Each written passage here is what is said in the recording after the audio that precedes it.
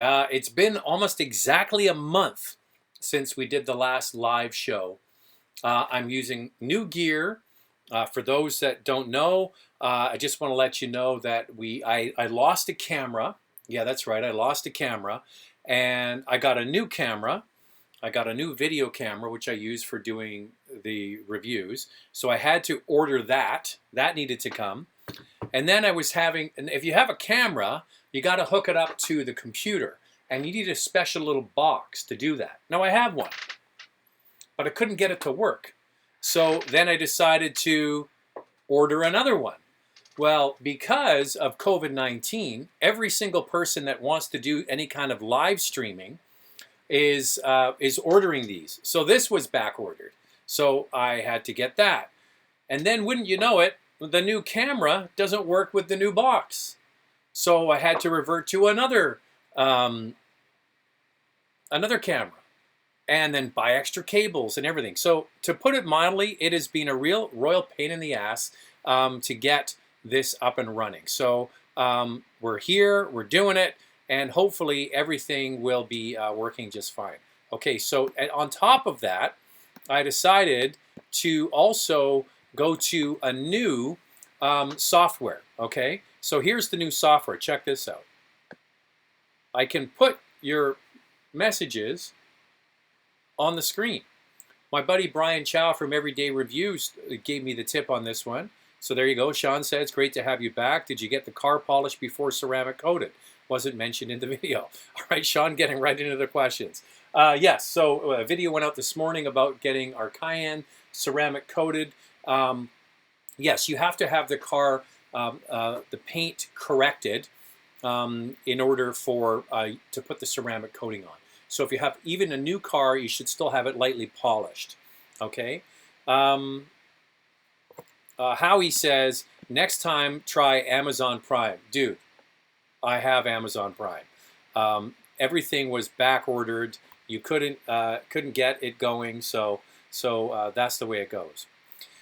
All right, don't forget you can do the super chats if you want to get a question in. We can do that because I got to pay for all this new gear, so I would appreciate that. All right, what else do I want to talk about? Super chat. Okay, so I got a new camera, got a new converter. I got out of my old software and into new software. Seems to be working pretty well. Oh, the other thing is we're already seeing a lot of virtual releases. So, for example, we've had some new ones of new models, like the F-150 was last week. There's going to be the new Audi e-tron Q4 Sportback. That drops tomorrow. So keep an eye out for all of those different vehicles. And Andrea is doing a great job on all of these videos, all right? So let me get into some of these, and now we'll get into, one other thing. Car Cost Canada. Make sure you subscribe. Use the promo code MotorMouth to become an expert member and open up more searches. All kinds of great deals on people buying cars. And one other thing, we're going to pick up the pictures and the videos that we were doing before. So please send them along to my email, zach@motormouth.ca, zach@motormouth.ca, and we'll get those on. This is a question from Mo. I had an opportunity to watch the recent Nissan board meeting streamed live. Many executives were roasted by shareholders. Thoughts on the future of Nissan? I think that Nissan will probably be fine because the way you get into trouble is with product, product, product, and the way you get out of trouble is with product, product, product. And the two most recent vehicles that have come from Nissan, one is out now, that's the new Sentra, and the new Rogue is coming this fall. And the Sentra really surprised me how much I liked it. I thought it was an excellent product, and actually, if I was shopping for a compact car, it would be heavily, heavily considered, along with the heavyweights like the Civic and the Corolla. So they are doing a lot of things better, and the new Rogue definitely looks better, but we have to wait till we get a chance to drive that.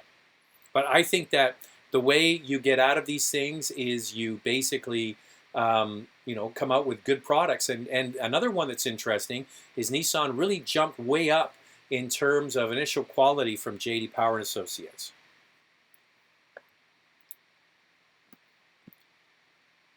Kevin says, does Mini have anything interesting or innovative coming down the pipe? Haven't heard much from them in terms of new product lately. Seems like their whole portfolio is long in the tooth. Well, that is true, and one of the problems with Mini is the fact that they're handcuffed to this design, right? You basically have to have it look like a Mini, which really limits what you're able to do with the product. So yeah, I think the big push for them is electrification, because you got to remember who owns Mini, right? It's BMW. So anytime they're selling a Mini, they're getting electric credits to help sell some of those high performance cars that they do. The same way Smart, being fully electric, offsets the high performance Mercedes-Benz products that they sell.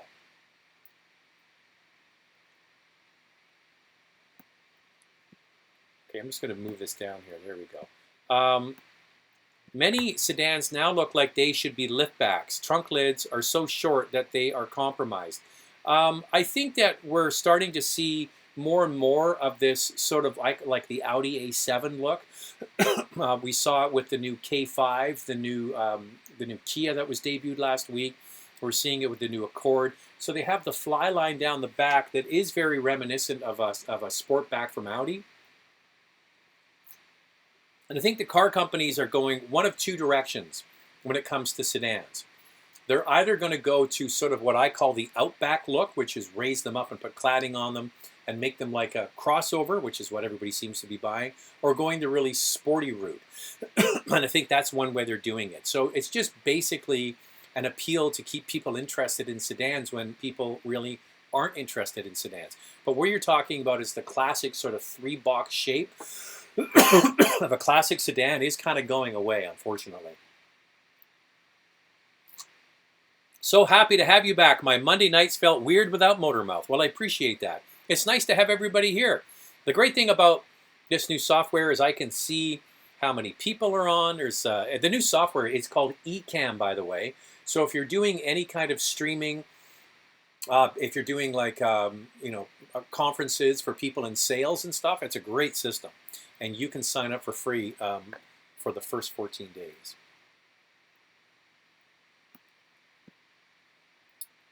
Hey, Zach, nice to see you back. My friend is looking at a used 2018 Plus Accent hatch. Thoughts on the vehicle and good alternatives. What subcompact hatch would you recommend?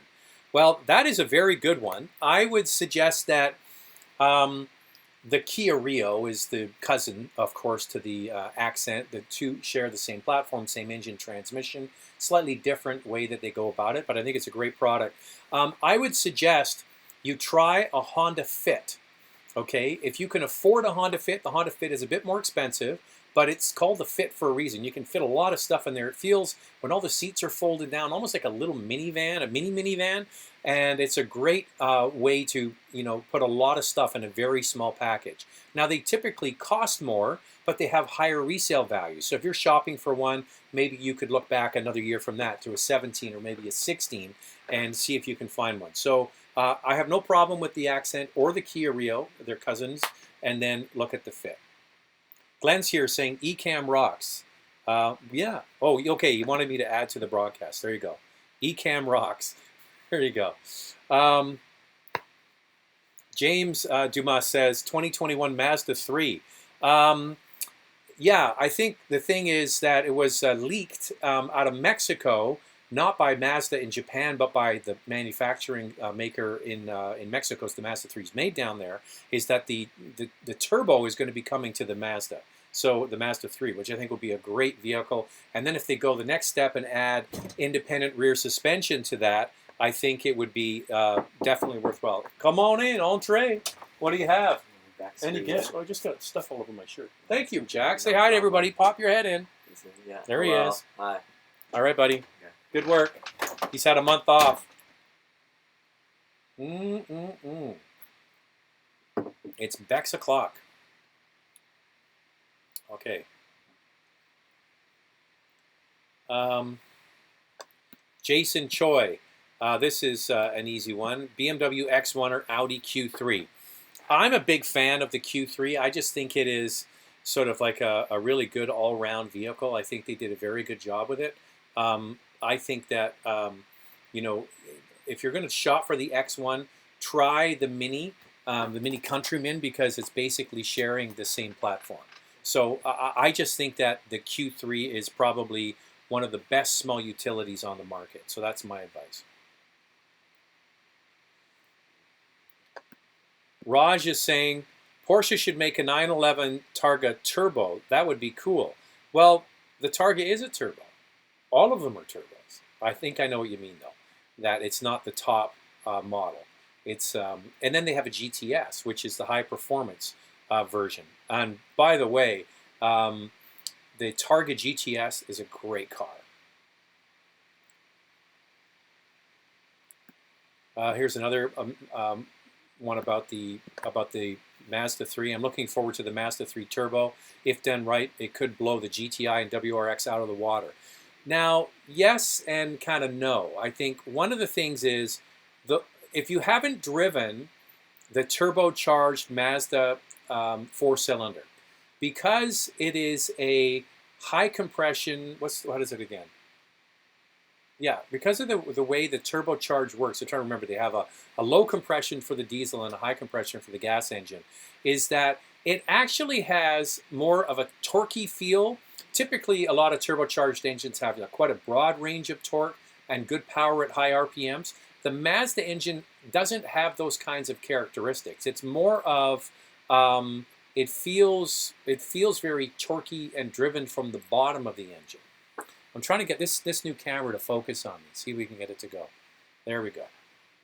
It's this camera is kind of notorious for not having the best focus. Eric says, how much was the ceramic coating on your car? The ceramic coating on the car is different, and I didn't put it in the video. We're talking about the ceramic coating video that I put up today, because it varies. You know, a bigger vehicle is more expensive than a smaller vehicle. How much paint correction needs to be done, how old the car is, and those sorts of things. I was told that this would be about $1,500. Now, I obviously did the video for 911 Auto Works, and I did a couple of other videos for them, so we kind of did a bit of a barter deal there. They did that for me in return for those videos. Yeah, so expect to spend over $1,000 in Canada, maybe less in the United States, but it really depends on the size of the vehicle and how much the paint correction needs to be done. Any other EV automakers you'd look at besides Tesla and besides Nikola? I think that one is definitely going to be Rivian, based in Michigan. That's a partner with Ford. They're going to be helping them develop the new F-150 pickup truck. I think that never count out the Germans when it comes to these things.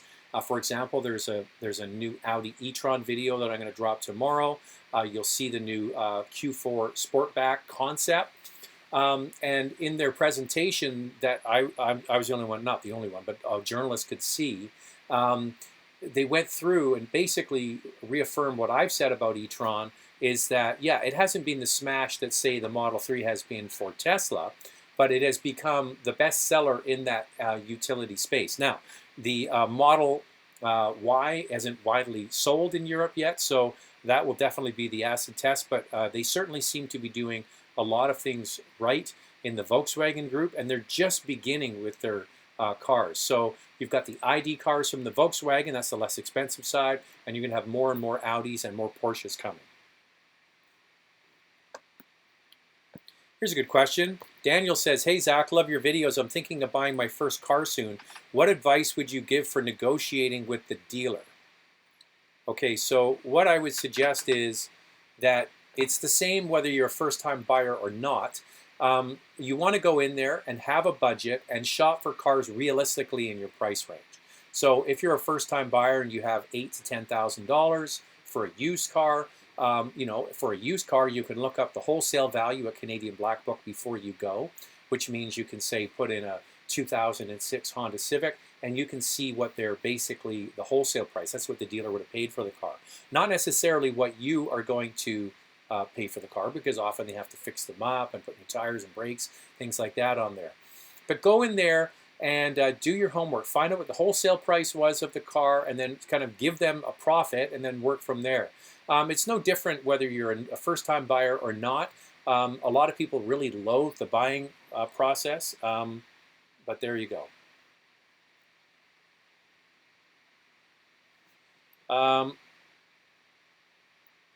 Delta Echo Echo, did you get your camera gear back? No, I didn't. I looked. I left posters and flyers and all that, and I didn't get anything. There's a super chat from James. James is a regular here and always does a super chat. From James, have a beer on me and welcome back. Well, I'll have a subscriber sip. If you want to subscribe, please subscribe. And I want to get the likes up. We have 126 people on board and only 31 likes. You guys can do better than that. For the old Zach man, do better than that.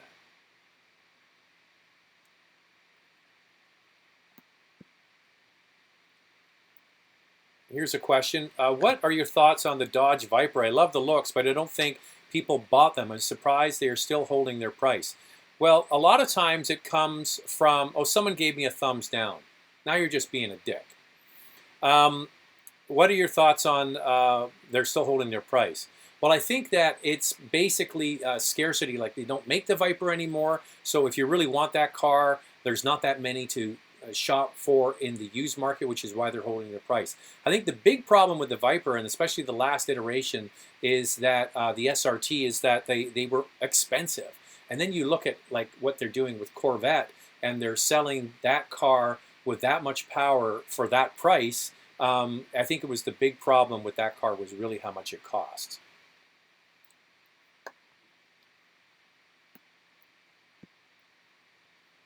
Hey Zach, glad you're back. Hey, that rhymes. Can you wave your hand as it seems the frames per second is low and your movement doesn't seem smooth before?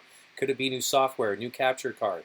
Well, you know what, Vanilla Donut, I have been farting. I'm gonna be fucking around with this software and this camera and this card for like a week to finally get me to this point, and with this software. So it's day one. Okay, we'll get there.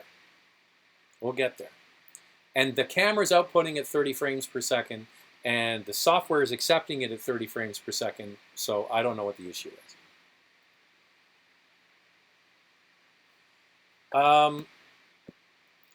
Welcome back. I've been hearing rumors of Honda reviving the Cross Tour. Can you confirm, or do you have any thoughts? It was the wrong execution at the wrong time. Now, if you brought back an Accord-based wagon that made it like an Outback and it was done properly, well, the time is right now. People are buying utilities. So the Cross Tour was the wrong car at the wrong time and was poorly executed. If they brought it back and had it looking better and driving better, I think you could actually do well. So, you know, Venza's coming back. We'll have to wait and see. I don't really know anything about it. What do you think Toyota hasn't gone to, I got to move this, sorry, turbocharged engine in any of their vehicles besides Supra? It's because of reliability, or where they get caught flat-footed in the rush to turbocharged engines. No, they've decided to go with good old tried technology. And what's interesting about it is that they're able to achieve similar fuel economy to other brands that have gone to continuously variable transmission and to smaller turbocharged engines like CR-V versus RAV4. So yeah, I think it just comes down to just straight out reliability. I think that they're just done that for that reason. Then they do have turbocharged four-cylinder in the NX on the Lexus side. Hey, I was hoping someone was going to ask this. What do you think about the new Tudor Black Bay 58 in blue? Already a waiting list here in Nova Scotia. Yeah, so I have on today, I'm wearing, in honor of that, the original Tudor Snowflake. This is what's called the Snowflake. And so what they did was Tudor re-released or issued a new watch that's sort of supposed to be like this one. Same size, same color. Yeah, I'm not going to get on a waiting list for a Tudor Black Bay. I already have this one, of course. If I didn't have this watch, I would certainly be interested in it.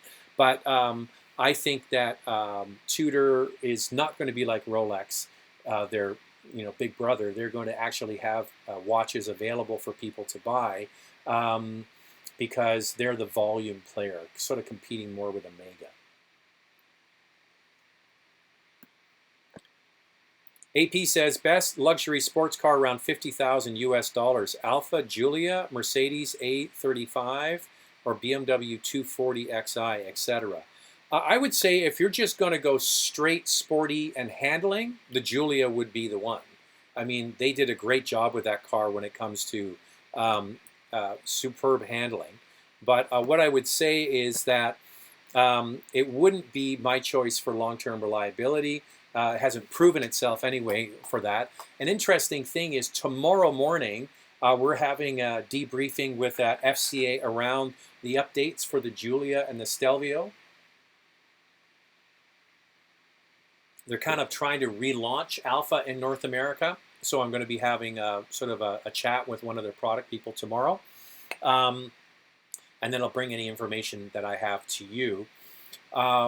If it was my money for that price, I would get the BMW 240. And it's a pretty easy decision. It's a fantastic engine, great platform, nice size car. There you go.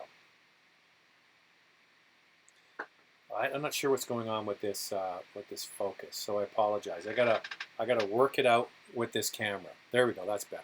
Maybe you don't want me in focus. I probably look better out of focus. Your thoughts on Tesla being worth more than Toyota? Stock price hit a new high today. It's over $1,300 US. I think that's absolute insanity that Tesla is worth more than Toyota. I mean, Toyota makes and sells over 10 million cars a year, every year, and they have been. Toyota has billions and billions and billions and billions of dollars in the bank. They have research and development capacity that would shock any other car company. So how you can, so basically the stock market's betting that in 10 years, if people are going to switch to electric cars, they're only going to want Teslas. And I don't think that's going to be the case. I think right now, people who are buying electric cars, most of them want Teslas. There are others. I mean, the Koreans, if you go and drive a Kona or a Niro or a Soul EV, they're great little cars, and they're not that expensive. The Chevy Bolt, so there's going to be a review coming out soon. It's a great car. It's not a Tesla. The problem we have is that people aren't considering anything. It's Tesla or nothing, and I think that's not good for the auto industry, and I think it's a bit foolish because I think the other manufacturers will slowly bite into their market position. But I don't know. What do you guys think? So this is another one talking about what we mentioned earlier. Mazda, Mexico leaked Mazda 3 will get turbo. It's about time. Still some rumors about rear suspension, gearing ratio changes, and 6-speed auto. Is turbo enough to compete with the hot hatches? I talked about it already, but I think the proof will come when we actually get to drive the car. But I think the independent rear suspension, if you're going to go with the turbo, is a must. I think that they could tune that engine to be a little bit more dynamic, because it isn't the way, because it was really developed for SUVs. That's why it came out. Slick Rick Johnson, the future of muscle vehicles, power that's cheap but still electric, or downsizing V8s and engines with more power. Well, we're already seeing that. We're going to see that more and more. I mean, the era of the big V8, there's going to be few and far between of cars with V8 engines. They're going to go to smaller, like for the C63 AMG, apparently is going to be a 6-cylinder turbo. It's not going to be the V8 anymore. The real acid test will be if they ever stop making the 5-liter Mustang and go to like a 3.5-liter EcoBoost as the GT engine. Then you'll know that the muscle car era is over. But a lot of these brands are definitely going to be going to use electrification or mild hybrids to get more power out of them. Eric's here from Montreal. Nice to see you, Eric. Boy, are we glad to have you back. You always mention the success of companies is related to product, but many Dodge platforms date back 10+ years, but sales are on the rise. Hellcat and Demon. Well, I think that what you could say is that they didn't just stick with the the Hemi and the 3.6-liter. They actually brought out unique sort of real niche cars, right? with Hellcats and SRTs and all those sorts of things, and they come up with wide body editions. And so, yeah, even though these are running on older platforms, they didn't just leave it, right? They actually have been updating and coming out with unique and fun options. And the thing is, they're sort of competing in a segment that doesn't really have much competition. And the other thing is, the platform they're using is fantastic. So I think they've done a good job. Raj is back again. Is that Dwayne the Rock Johnson? That looks you look like the Rock there, Raj. That's just a compliment if that's you. You look like Dwayne Johnson. Carbon ceramic brakes are so overrated on an SUV. Come on, the replacement cost is just not worth it in my opinion, especially if you track your car often. What are your thoughts? Well, I'll just tell you what my mechanic says. He's a Porsche specialist, and Porsche was one of the leaders with the ceramic brakes, and he has guys that have cars that go to the track all the time, and they do not. He does not encourage them to buy ceramic brakes. He says if you're going to be tracking the car regularly, you're better to just get the big red turbo brakes that would come like on the 911, for example, or on the Cayenne Turbo, and not go to the ceramics, because ceramic brakes are not. They're supposed to be lifetime of road driving, not track driving, and they're very, very expensive. So it's much cheaper to just update and service the turbo brakes. That's his advice. Dwayne, nice to hear you and see you here. Dwayne, nice to see you. It's been a while. I'm rusty, right? Nice to see you, Dwayne. Nice to have you here. You're suggesting on a 3-row SUV crossover 50 to 70, looking to keep it 5 to 7 years. Well, I would sort of be looking in the high-end, import brands like top-of-the-line Palisade, a Telluride, a Highlander, those sorts of vehicles, because they're over 50 grand, right? Like you look at those high-end versions, they're all $50,000 plus. And they have all the luxury features. They're not luxury brands, but they have all the luxury features without the luxury, badge. So those are 3 that I would certainly look at. If it was me and I was going to get a 3-row SUV and keep it for 5 to 7 years, personally, it would probably be the Telluride. I think they did a great job on that.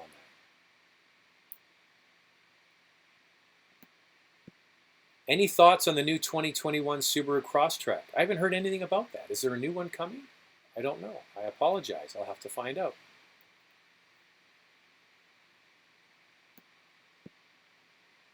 Hey, Zach, great to see the Cayenne ceramic coating. Curious how the retail price would be. Yeah, so I mentioned it already.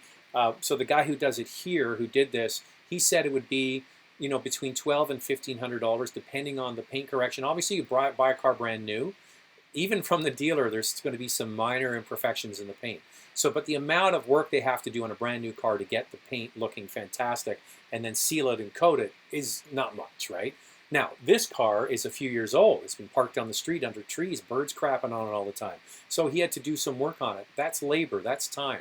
So what I would say is, the guy who did this is in Vancouver, able to do yours as well. But there's other places that provide it. Expect to spend over $1,000 in Canada to have ceramic coating done. Probably more like $1,200. In the US, it's obviously going to be less with the dollar. But one thing to think of, and he made the point to me, and I think it's valid, is that if you're somebody that does a professional detail once or twice a year, so those generally, if you're getting a car polished and waxed and all that sort of stuff, they're $400 to $500 for a good detail, right? So in a short period of time, this will kind of pay for itself. So something to think about. Now it does need to go back once a year for a touch-up, but hey, listen, if it's too much money, then just wash and clean your car regularly. That's what I did before. Best performance family car under 40 for driving enjoyment. I would say best performance family car right around 40 would be the Golf R. Or the Golf R would be my choice. Okay. Hey, Zach, what brands have you driven where you think have the best and worst lane keep assist? I think that Hyundai and Kia, for the fact that they're not premium brands, have the best lane keep assist. It's fantastic. And the interesting thing is when you put the cruise control on, it automatically comes on. And when we had the Telluride, we were driving through Banff National Park, and it was early spring. There wasn't a lot of tourist traffic. This was a year ago. There wasn't a lot of tourist traffic, motorhomes and that sort of thing. And we drove for hours through Banff National Park with the cruise control on, and the car was basically doing everything. Really good semi-autonomous system. So who's the worst? I just, that is a good one. I think most of them are bad, and I don't like them because you're always fighting against it. When you drive, you do cross the lines, especially if you're going through twisty roads or through the mountains. Nobody drives right in the middle of the lane. And whenever you get close to that line, some of them really jerk you back and is a bit unnerving. So to be honest with you, is the first thing I switch off when I get a press car is the lane keep assist. I hate it. After looking at the Sorento 2.4 and the 2-liter in a U1718, I'm not sure which engines are good for the size of Sorento. Are you talking about the 2-liter turbo in the Santa Fe? Maybe that's the one you're thinking of. I think if you're just looking for, here's the thing, go drive them. If you're fine with the 2.4 liter and it's doing the job for what you need and it's less expensive, then that's maybe the one you should get. Now, I'm thinking that the Sorento, did it have the turbo or the 6-cylinder? Because I know the Santa Fe had the turbo. It's all kind of mishmashed together in the old memory bank. But yeah, try the 2.4. If you're happy with it, go with that one. Have you had any experience with kitskins? I bought a RAV4 LE with cloth but couldn't find some leather. I don't know what that. I don't know what the hell that means. Kitskins. I don't know what kitskins is.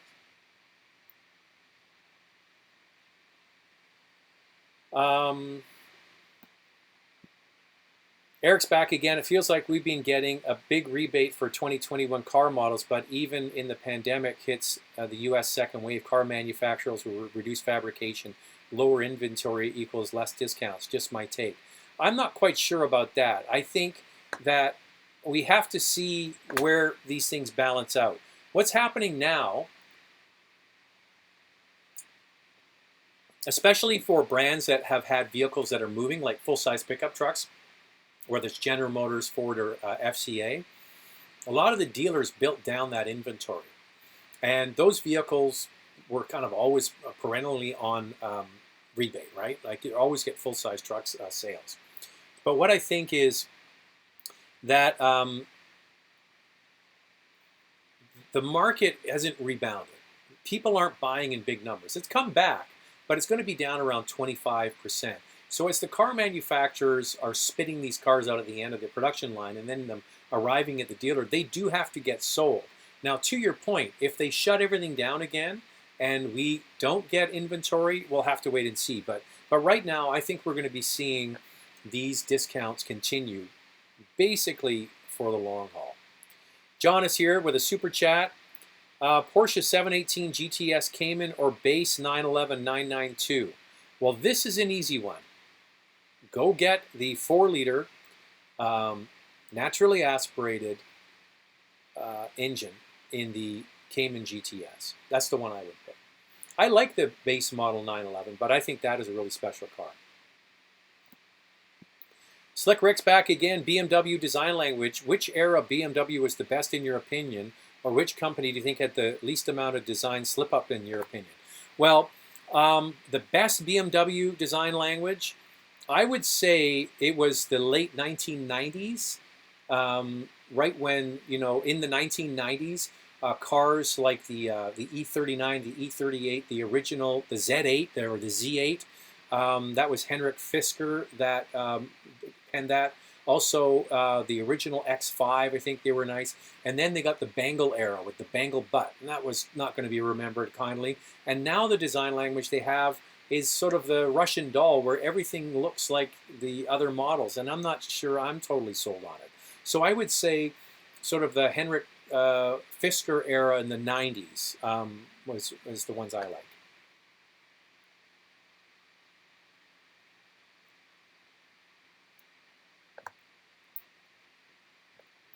So I'm just going through some of these because some people are asking the same questions.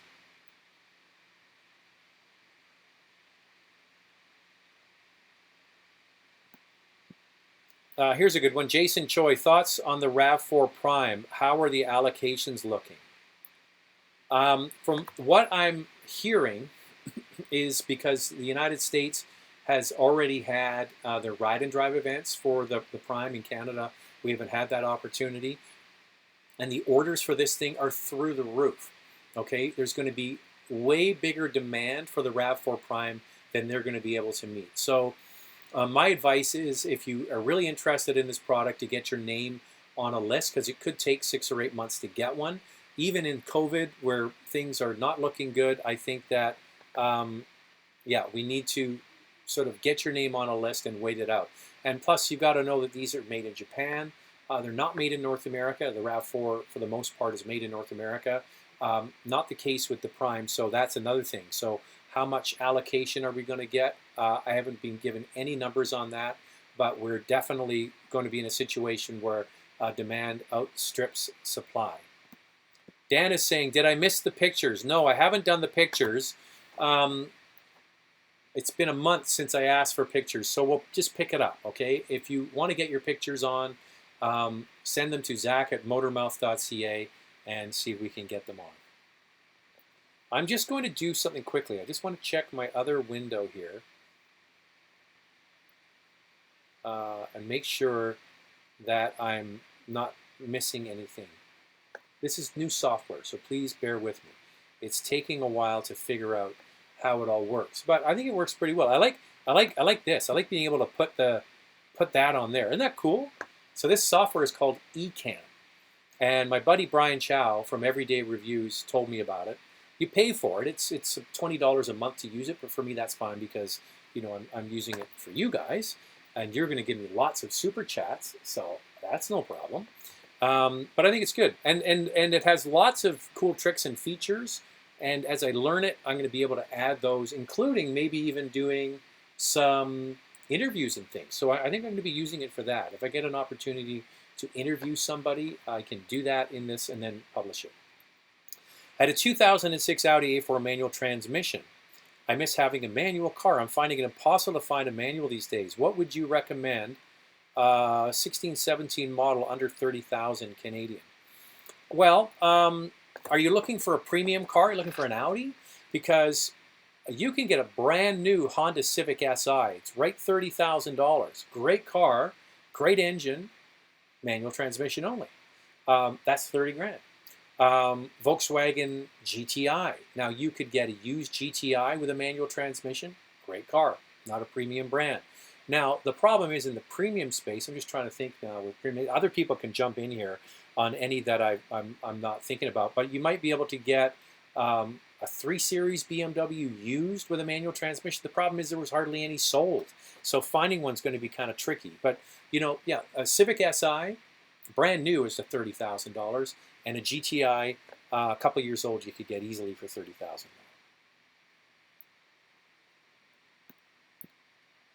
Looks like the new Venza checks off most of the features I'm looking for. MPG is great, but lack of physical buttons is a bummer. Waiting list will be tricky, though, with the car coming from Japan.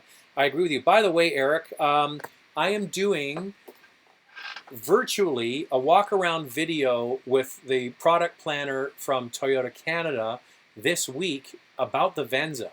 So the way it's going to work is through Skype, I will have their product planner that's in charge of the Venza for Toyota Canada in Toronto. I'm here in Vancouver, and they're going to have a videographer videotaping the whole thing from their end, and then they're going to send me the clips, and then I'm going to make a video out of it. So we're going to do a walk around of the Venza. I'll ask some questions. If there's any questions you guys want to know about the Venza, put them in here. I will certainly read those. But I think you're right. Basically, the Venza is the RAV4 hybrid, but looking more like a baby Lexus. When is the RAV4 Prime review coming? Oh, sorry, I forgot. I could put that. There you go. Here's the question. When is the RAV4 Prime video coming? The RAV4 Prime video is coming hopefully soon. It's quite different. I talked to the PR people at Toyota Canada, and they have a different sort of way they're trying to do it. In the US, unfortunately, the US journalists have already driven the car. In Canada, we haven't driven the car. So what they're going to do is they have 2 primes that they bought. This is kind of an interesting story because I didn't quite understand how it worked. I'll explain how it works. So when they have a new vehicle coming, they will actually buy a prototype from Toyota, usually from Toyota Japan. And these are sort of custom, handmade, or early production versions, and they're actually not productions, they're prototypes. So they're kind of almost hand assembled. And Toyota Canada, in their situation, buys 1 or 2, and that's it. And you're probably thinking, well, why would they only buy 1 or 2? Well, typically they buy 1 and it goes on the auto show circuit. So when you go and you see the Prime at the Toronto show or the Montreal show or the Vancouver show, that's the only one that's in the country. And that's owned by Toyota Canada. And they bought it from Toyota in Japan. Now, I asked them, well, why don't you get more of these prototypes and have them across the country so we can all get a chance to drive them? And they said, well, we ordered them years in advance. So they've known the Toyota RAV4 Prime is coming. They only ordered 1 because they had it for the auto show circuit. Nobody knew we were going to have a COVID pandemic. So that's the situation they're in. So I think they have 1 or 2. So they're going to have 1 in Toronto and 1 in Vancouver. We're going to get a chance to drive it. I think it's for a half a day. I can do my video and then I'll publish it. But we're really sort of tied because there's only 1 or 2 of them in the whole country, and everybody's going to want to get a chance to drive it. So when I get it, I will get it out there. Hey Zach, love your videos. Is it a good idea to wait for the 2021 Nissan Rogue to be available in Canada? Is it a good idea to wait? Well, here's the way you can look at it. We had a video question a few weeks ago from a young lady in Ontario that was asking about the Rogue because there's good incentives on the car. And I said, just pump the brakes a little bit because there is a new Rogue coming. So a situation like this offers up a good opportunity. And that's where we bring in CarCostCanada.com. What you want to do is the RAV4 2021 model is set to come this fall. Don't know exactly what month it's going to be. We'll say October or November. When those start to come to the dealer's lots, you're going to be able to look at 2 things. First of all, you're going to look at the new one and see it and see if you like it. And then you're also going to be able to, through Car Cost Canada, use the promo code MotorMouth to sign up. You're going to be able to see all of the incentives and rebates. And then you have to decide to yourself, do I want the newest and the latest, the new 2021, or do I want a screaming good deal? And if they're trying to sell down their inventory of the existing Rogue, there might be some screaming good deals. Super low interest rates or no interest at all. Money on the hood. The dealer can throw in something, get free winter tires or something. I don't know what the deals are going to be, but that's what you're going to have to decide. Am I motivated by the deal, or am I motivated by new and shiny? If it's all about being the latest and the greatest, then wait for the new one. That's my advice on anybody that's looking for a car when it's in a replacement cycle. Internet Dude said, your thoughts on the Lexus LS 500. I'm not sure if you have, I've seen you review it. I recently bought an 18 with 6,300 kilometers. Beautiful car. I haven't done an LS in a long time, and I'll tell you why. It's because they don't sell a lot of them, right? And it's if I take all, there's only so many weeks in the year. Am I going to take time out of my week to do a video on a car that they sell a few hundred of nationally? Or am I going to take my time to do a video on a car that they sell tens of thousands of? Well, I know the answer to that, and so do you. So that's why there's no LS 500 review, is because they don't sell very many of them. I'm going to take all that time and effort, and no one's going to watch it. That's why. What do you think of the 2020 Lexus ES 300H? Is it worth it over the Camry hybrid? Well, what you should be comparing is the Avalon hybrid. The Avalon and the Lexus ES share the same platform, same drivetrains, same basic kind of car. And I think that the Avalon, the latest Avalon, excuse me, is a fantastic car. I think it's just beautiful. The way it drives is like nothing like the old Avalon and all. So what I would suggest you do is look at that car over the Camry. And the Avalon and the Lexus ES are based on an elongated version of the Camry platform. Lee G, what do you think about the 2020 Honda Odyssey EX trim, cloth seat, sunroof, vacuum, mags? Consumer Report says issues with electronics. The Sienna is old, Pacifica loses value. V6 equals reliability. Yeah, I got no problem with the Odyssey. The problem I have is the cost of minivans. Like, they're so expensive. There is an opportunity. There is a new Sienna coming, right? So it's going to be fully hybrid. Same thing again. As the new Sienna is going to be arriving at dealerships, there's probably going to be some deals, probably with Toyota, minor deals, but still deals on the existing Sienna, which I actually prefer over the Odyssey. I've always liked the Sienna more than the Odyssey because of the seats. I just could never really get comfortable in the Honda, and I found the Sienna seats much more comfortable. So, yeah, I agree with you on the Chrysler depreciates. My favorite van, if I was going to buy a van, was the Grand Caravan, because they're cheap, cheap, cheap, cheap. They've been making them forever. They stopped now, but they've been making them forever. The ones recently are pretty reliable, and they're cheap. Did I mention they're cheap? That's why I like them. I don't understand people that spend 60 grand on a minivan. I don't get it. It has no appeal to me at all. So Internet Dude's asking the question I just answered. Has the RAV4 Prime done the rounds for Canadian auto journalists yet? Seen lots of US-based reviews. Yeah, this is the trouble we're in. And so, to the point I talked about the prototypes that they bought, apparently Toyota USA bought 11 prototypes. Canada, they bought 1 or 2. So that's why we're in this problem.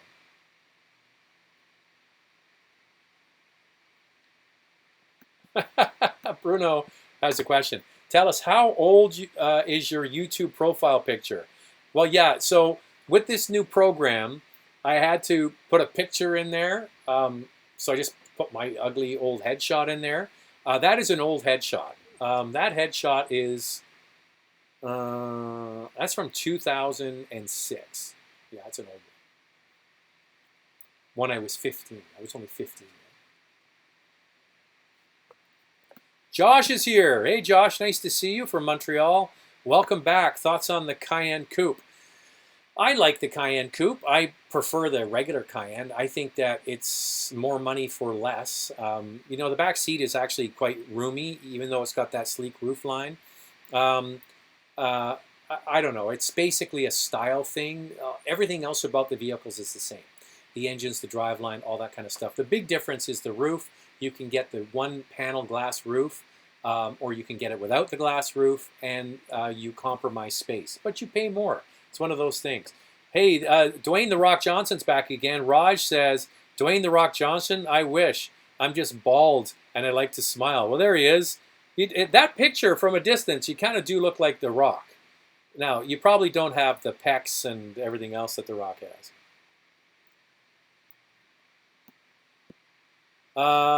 Giuseppe's here. Any thoughts on the Wolfsburg Beetle convertible?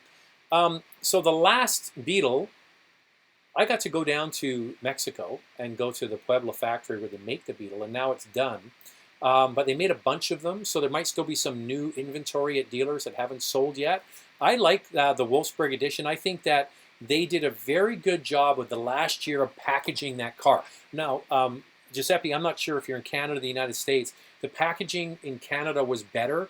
They did a better job of packaging up. The car came with all kinds of stuff in it. And I actually, it was to the point where I actually thought about getting one for Andrea to drive, a Beetle convertible, because it was actually, I thought, a pretty good deal. So yeah, fill your boots if you can get one.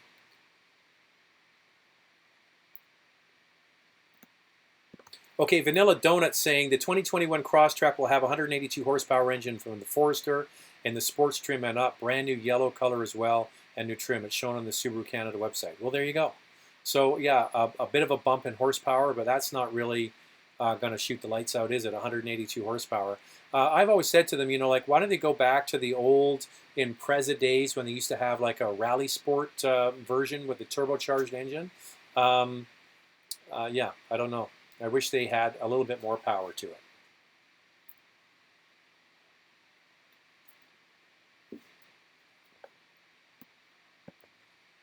Johnny V, 17 Jaguar F-Pace 3.5, only 5,000 kilometers. That's a baby. Very tempted, but also very worried about long-term reliability as I keep my car 7 years. Should I go for it?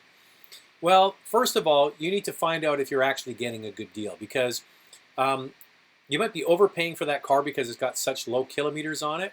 So please do your research and go to, if it's in Canada, Canadian Black Book, and find out what the wholesale price of that car is. And even though it's got low kilometers on it, it might still be overcharging for it. Now, you could probably get an extra long warranty on that as part of the deal, or definitely negotiate that. But yeah, I mean, if I was saying, hey, what's the top brand I could choose for reliability, Jaguar wouldn't be at the top.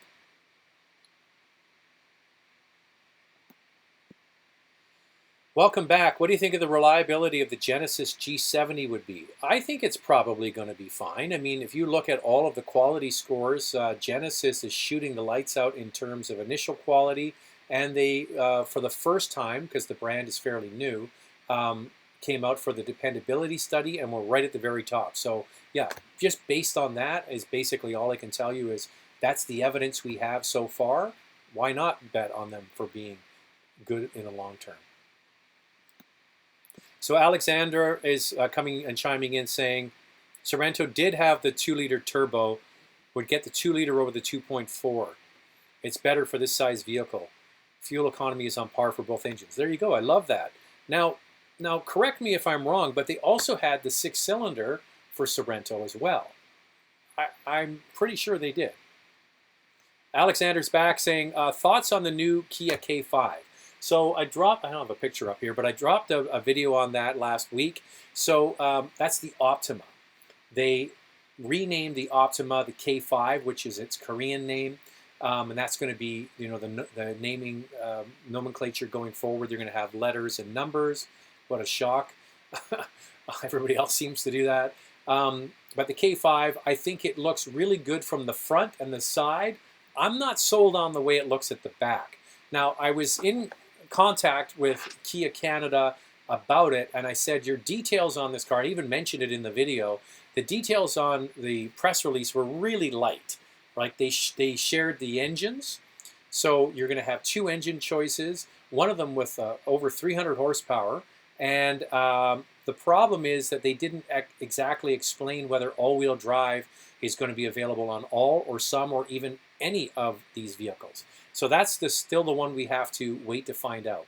But I think it certainly is a great-looking car from the front and the side. I'm not personally sold on it from the back, but that's just me. You might love it. Sean says, cars will have the paint correction coating. Cost range from $1,000 to $2,000 depending on paint condition. So basically, Sean's going over ceramic coating. I just had it done to the Cayenne, and there you go. The cost range from $1,000 to $2,000 depending on how good the paint is, and the warranties range from 3 to 7 years. So Vanilla Donut's back saying, I read in the U.S. they'll allocate 5,000 RAV4 Prime, and the focus in North America will be the U.S. in terms of allocation. You've got to be very long wait time, especially in Canada. Well, you know what? I don't know if we're going to get exactly 1/10 of that, but I wouldn't be surprised if we did, if we got 500 cars here for the Canadian market, and they'll sell every single one of them. You know what? I think that Toyota has some real successes with the regular RAV4 hybrid, and then when you get to the Prime, it certainly is going to be a vehicle that is going to do a couple of things for the brand. First of all, it's going to get some buzz around Toyota, which they don't always need, but it's not going to hurt. And then the other thing is it's going to help really with the residual values. Their cars already have some of the best retained values of any car sold, but this is really going to help amplify that. And they can, I'm sure, if they wanted to, ramp up production and produce even more, but it's always good to have more demand than supply. It certainly makes your brand look like it's sought after and can do wonders for a brand to have a hot car that everybody wants to get. That's just my thoughts on it. Stefan is saying the sound is not perfect.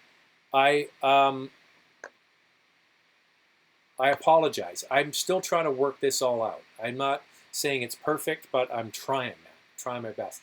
I'm guessing it might be the limiter on the microphone. The microphone limiter in the camera, I should say.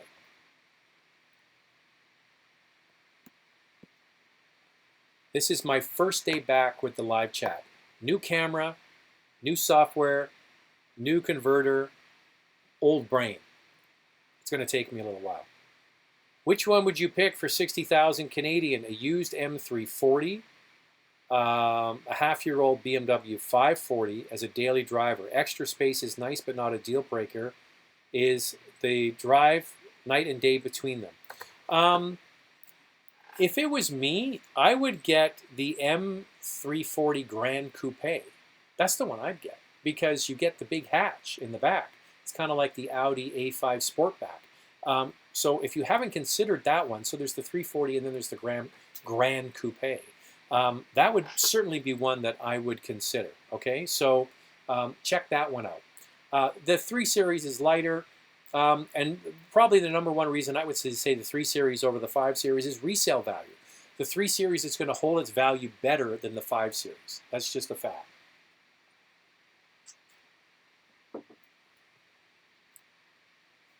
Eric is saying, there seems to be a hissing sound with your camera mic. You might want to check your settings. I'll get there, man. We're almost up against the clock here anyway, so I'll work on it. Oh, by the way, we'll try to pick these up again for Monday and Thursday. Okay, so we'll be back again on Thursday. And I need more likes. I have 168 people on board, but only 89 likes. You guys can do better.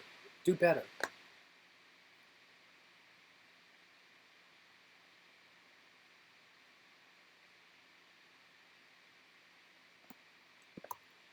What do you think about the Audi Q5 and Tiguan refresh? Well, I would say it's just a very light refresh. It's typical of Audi and Volkswagen when they do refreshes on their cars. They don't do much.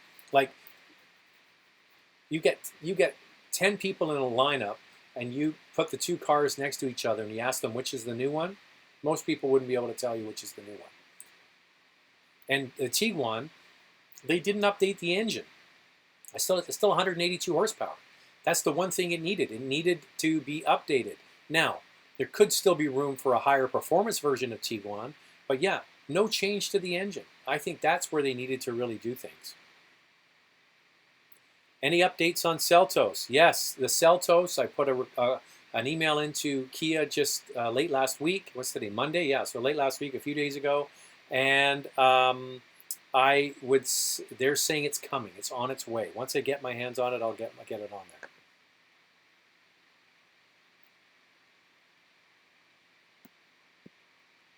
Looking to add a 982 Boxster as a second car, knowing they're pre-owned. What year would you recommend?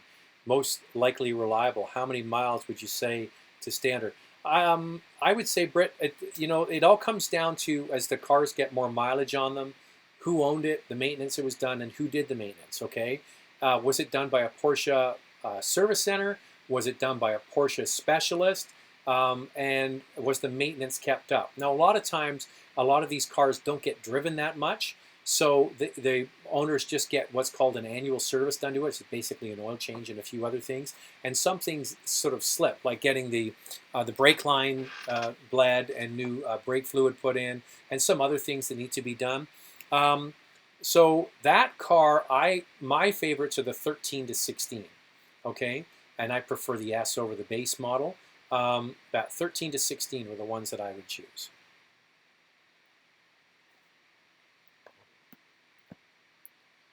Wee Haggis is here. Nick, thanks. And I did see your questions on Instagram. I just crap at getting back to people. So Wee Haggis is, so Nick is here from Stratford, Ontario. Hey, Zach, it's awesome to see you back live streaming.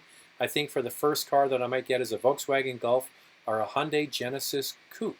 Yeah, now they had, the Coupe had the 2-liter turbo and it had the 3.6-liter V6. The 3.6-liter V6 wasn't that great. If it was me, I'd get the Golf.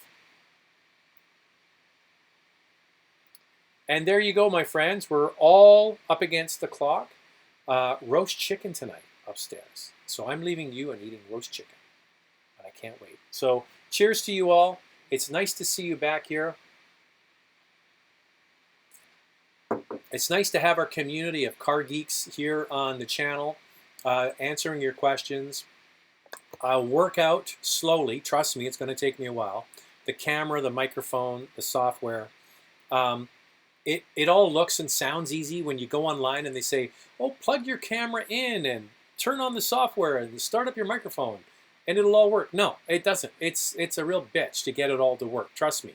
I've been doing this for a while. I bought this brand new camera and it won't even work with this system. So I'm using an old camera to do this. So please bear with me. Thanks to everybody, and I will see you guys on Thursday night, same time. All right? Take care, everyone.